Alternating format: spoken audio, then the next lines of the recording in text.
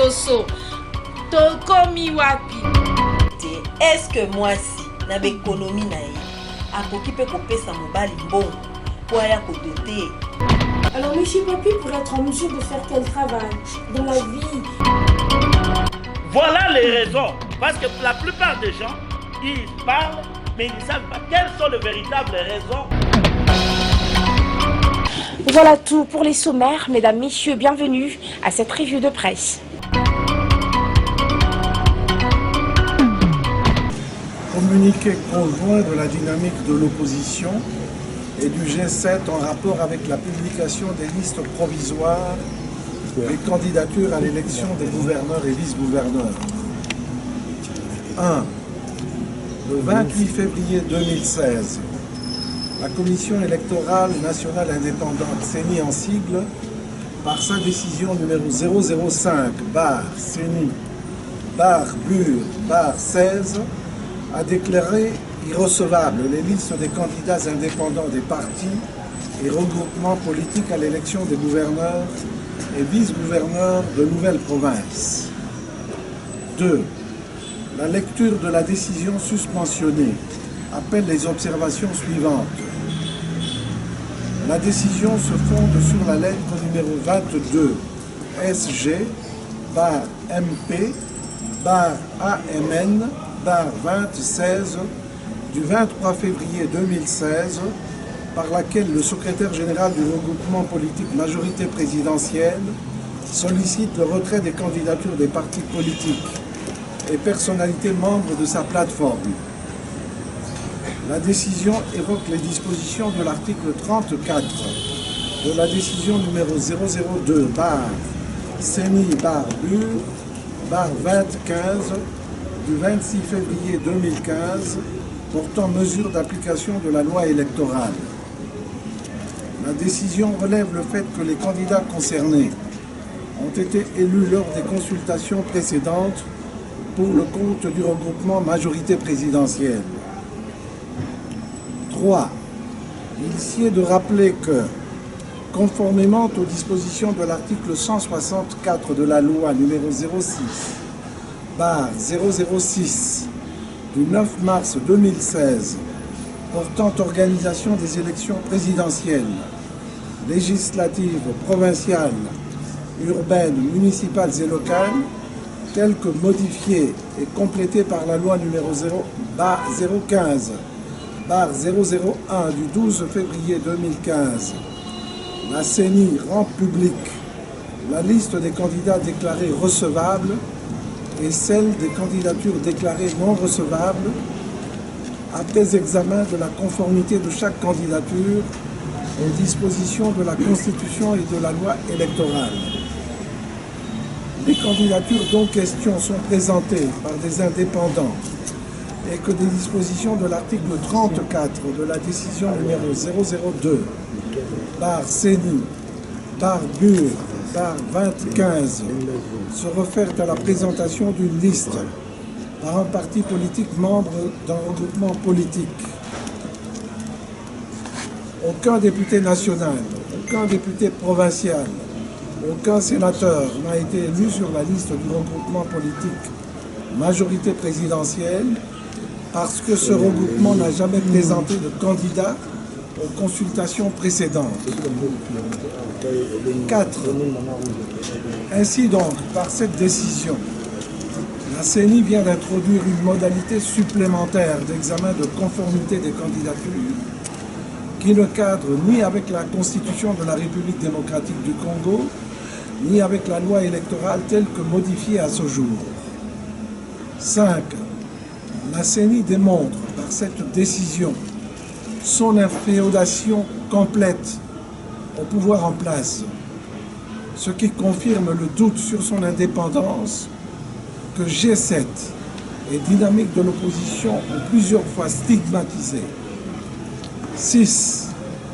Pour rappel, alors que l'opposition politique demandait à la CENI de procéder à l'ajustement conséquent du calendrier électoral publié le 12 février 2015, ce dont elle est compétente, elle est seule compétente, la CENI a préféré obtempérer aux injonctions de la majorité présidentielle et a sollicité indûment, en août 2015, l'avis de la Cour constitutionnelle sur la mise en œuvre de ce calendrier dans le seul but de permettre au gouvernement de bloquer le processus électoral et de mettre toute l'administration territoriale au service de la famille politique du président Kabila avec la caution de la Cour constitutionnelle. La CENI a enregistré en violation de la loi électorale, en ses articles 12 et 19, les candidatures des partis politiques qui ont été enregistrées moins de 12 mois avant la compétition électorale et des partis politiques dédoublés. La CENI s'est lancée contre-alléguée dans une campagne médiatique pour inviter la classe politique à participer au dialogue national convoqué par le président Kabila. Et depuis quelque temps, le thème de campagne aussi bien pour la CENI que pour la majorité devient la révision du fichier électoral qui devra durer au moins 16 ans. Le G7 et la dynamique de l'opposition fustigent le comportement de la CENI qui viole une fois de plus la Constitution de la République et se réserve le droit de saisir la Cour constitutionnelle quant à ce. 8. Enfin, la dynamique de l'opposition et le G7 suivent attentivement la situation sécuritaire préoccupante qui sévit dans l'est du pays, particulièrement dans les territoires de Béni et de Lubero, dans la province du Nord Kivu et dans la province d'Olitouri, et expriment leurs inquiétudes sur la protection des populations civiles par le gouvernement. Un communiqué y afférent sera rendu public incessamment. Pour le G7, le président en exercice, honorable Charles Mwando. Pour la dynamique de l'opposition, le modérateur Joseph Olengakoy.